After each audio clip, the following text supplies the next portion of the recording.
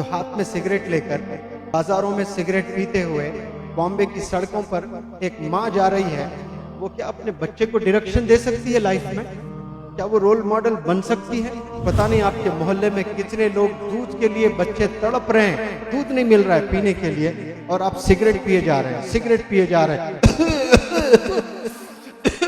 बोल रहे मारे जा रहे हैं। गरीब लोग जाकर एक दूध का जो है पैकेट नहीं खरीद सकते हैं, ले आकर उस घर में एक पैकेट दें, हो सकता है कि वो दूध की एक बूंद उसके जुबान पर गिरे और अल्लाह जन्नत का फैसला कर दे आपको। कई लोग भूख से मर जाते हैं, स्टारवेशन बोलते हैं, फाका, यानी खाना अगर होता तो वो जिंदा रह सकता था, अंतड़ियां सूख गए हैं उसके, और आप कश में कश मारे जा रहे हैं।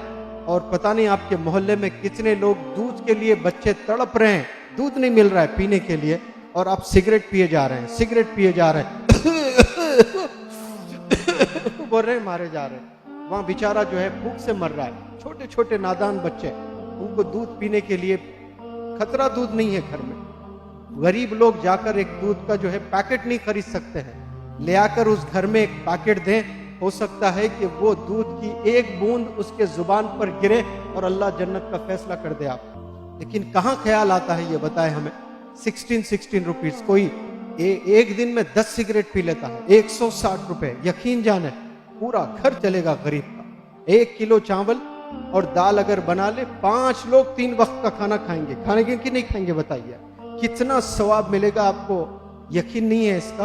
आप बिल्कुल मेरी बात को यकीन जानिए, अल्लाह दौलतें जो है लुटा देगा आप पर, गरीबों को आप खाना खिलाएंगे तो। सबसे बेहतरीन अमल है गरीबों की भूख को मिटाना। वो इसलिए कि रिस्क का वादा अल्लाह ने किया है कि ये मेरा जिम्मा है। रिस्क को क्या कहा अल्लाह ने? रिस्क बांटने का ये जिम्मा मेरा है। काले पहाड़ पे काली चुमटी को भी खाना मैं खिलाता हूँ, पहाड़ों के सुरंगों में जो जानवर कीड़े पतंगे हैं उनका भी रिस्क मैं देता हूं। वैसे पहाड़ों में रिस्क देने वाला अल्लाह क्या इंसानों को नहीं दे सकता है? लेकिन इंसानों का इम्तिहान लेता है अल्लाह सुब्हानहू तआला। जन्नत दोज़ख रखकर इंसानों को एक इम्तिहान से गुजारता है। किसी को दौलत देकर आजमाता है, किसी को गुर्बत में आजमाता है, किसी को शोहरत देकर आजमाता है, किसी को परेशानियों में डालकर आजमाता है।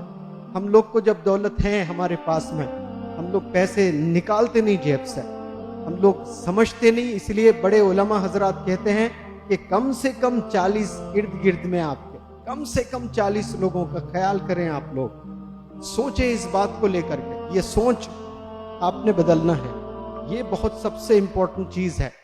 ये पैसा कहाँ इन्वेस्ट कर रहे हैं आप? नशे में इन्वेस्ट कर रहे हो जिससे आपकी हेल्थ खराब हो रही है। उसका इन्वेस्टमेंट अगर दूसरे डायरेक्शन में जाता, गरीबों में जाता, जो फाके में मर रहे हैं उनमें जाता, हो सकता है उससे जन्नत के फैसले अल्लाह कर दे। यहां जितने भी स्मोक करने वाले हैं वो इरादा कर ले, छोड़ सकते हैं। देखो मैं 20-20 चाय पिया करता था। यहां जिस दिन से आया हूं शायद ये पूरे 8 दिन में मैंने 8-10 चाय भी नहीं पिए होंगे। एक दिन में 20-20 चाय, हालांकि तलब भी नहीं हो रही है, सर में दर्द भी नहीं होता है, क्योंकि पैशन जब होता है तो कोई चीज आपको याद नहीं आती है। आसान है छोड़ना।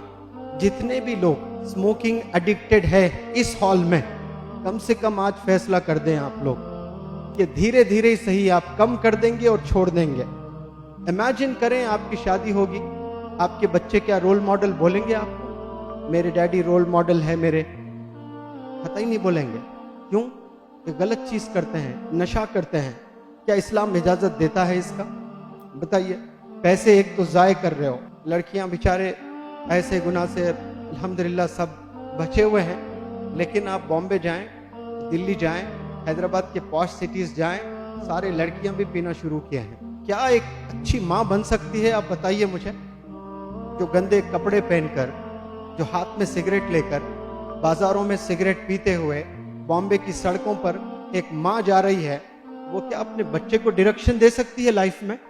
क्या वो रोल मॉडल बन सकती है? कितना प्यारा इस्लाम है, कैसे हमें सिखाया है। लेकिन अफसोस हम लोग गलत राह पर हैं।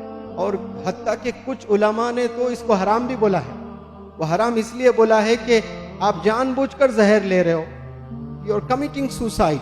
क्या बोल रहे हैं? यू आर कमिटिंग सुसाइड, जानबूझकर, पता है कि इंजूरियस टू हेल्थ, शराब पीने से जो है गुर्दे खराब हो जाते हैं, फिर भी आप पिए जा रहे हैं। आज देखें हमारे मोहल्ले में कितने मुसलमान लोग शराब पीते हैं, 40 दिन तक कबूल नहीं होती है नमाज, उल्मा कहते हैं, ब्लड में रह जाता है वो शराब। ये टीचिंग्स हमें देना है। मेरे लेक्चर्स अटेंड करने के बाद बच्चियां जाकर अपने वालिदैन को बहुत प्यारे अंदाज में समझाएं। पेरेंट्स रोते हुए फोन किए मुझे, मेरी बच्ची की वजह से मैं छोड़ दिया हूं सर शराब पीना, आपका वर्कशॉप की वजह से बहुत चेंजेस आए हमारे घर में करके। तो बच्चियां जो है बहुत जबरदस्त चेंज कर सकते हैं अपने पेरेंट्स को, अपने डैडी को, अपने मम्मी को। ये चेंज आपने पहले होना है। आप सही हो तो फिर आप दूसरों को भी सही राह पर, सही डायरेक्शन पर भेज सकते हैं।